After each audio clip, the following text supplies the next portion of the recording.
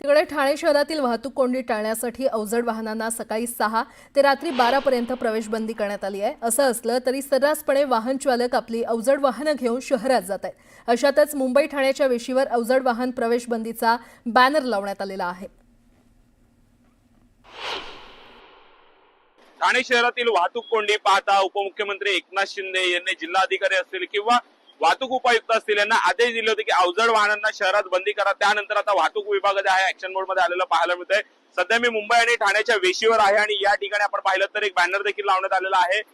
18/9/2025 पासून ते 2/10/2025 पर्यंत सकाळी 6 ते रात्री 12 वाजेपर्यंत अवजड वाहनांना प्रवेश बंदी, जे हेवी व्हेकल्स आहेत त्यांना प्रवेश बंदी करण्यात आलेले आहे। सकाळी 6 ते रात्री 12 पर्यंत या वेळेत कुठल्याही प्रकारचं अवजड वाहनं जे आहे ते रस्त्यावर फिरू नयेत असा बॅनर जो आहे तो या ठिकाणी लावण्यात आलेला पाहायला मिळतो। तर दुसरीकडे आपण पाहिलं तर या ठिकाणी अजूनही मोठ्या प्रमाणात जे आहे अवजड वाहनांची एंट्री ही शहरांमध्ये होताना पाहायला मिळते। कुठेतरी आपण पाहिलं तर सध्या मी मुंबई आणि ठाण्याच्या वेशीवर आहे, तरी अवजड वाहनं जे आहेत ते शहरात प्रवेश करताना पाहायला मिळतात। तर काही अवजड वाहनं जे आहेत ते या ठिकाणी जे आहेत ऑक्ट्राय नाका त्या ठिकाणी थांबवण्यात आलेले पाहायला मिळतात।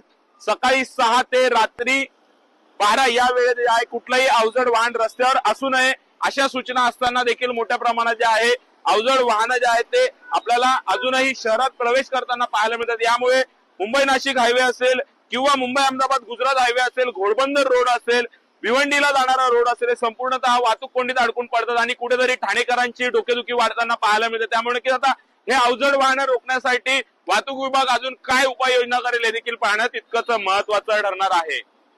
ठाण्याहून मी प्रेम मोरे, न्यूज 18 लोकमत, ठाणे। बदलापूर शहरातील वडवली, राहटोली आणि बारवी धरणाकडे जाणाऱ्या मुख्य रस्त्याची अक्षरशः चाळण झालेली आहे। बदलापूर अंबरनाथ पालिका आणि MIDC प्रशासन या तिन्ही प्रशासनाच्या हद्दीच्या वादामुळे या रस्त्याकडे दुर्लक्ष होत असल्याचं चित्र आहे।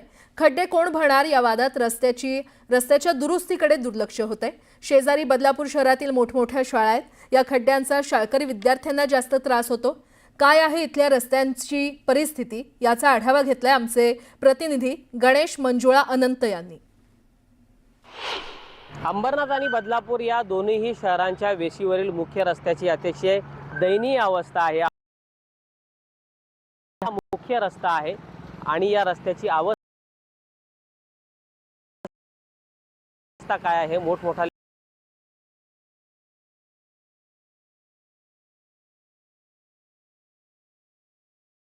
या रस्त्यांच्या शेजारी मोठमोठाल्या शाळा आहेत आणि त्यामुळे विद्यार्थ्यांची मोठ्या प्रमाणात ये-जा या ठिकाणी असते। त्यांची वाहतूक केली जाते विद्यार्थ्यांची आणि त्याच्यामुळे त्यांना देखील मोठा त्रास सहन करावा लागतो।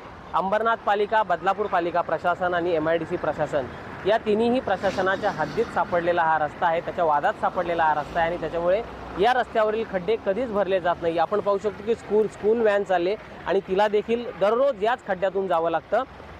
गणपती बाप्पा आले, बाप्पांचं विसर्जन झालं, मात्र तत्पूर्वी हे खड्डे भरले जातील असं भाविकांना वाटलं होतं, नागरिकांना वाटलं होतं। मात्र आता नवरात्र उत्सव येतोय, त्यानिमित्तानं तरी हे तिन्ही प्रशासन एकत्र येऊन का होईना या रस्त्यांवरील खड्डे बुजवतील अशी अपेक्षा नागरिकांना आहे।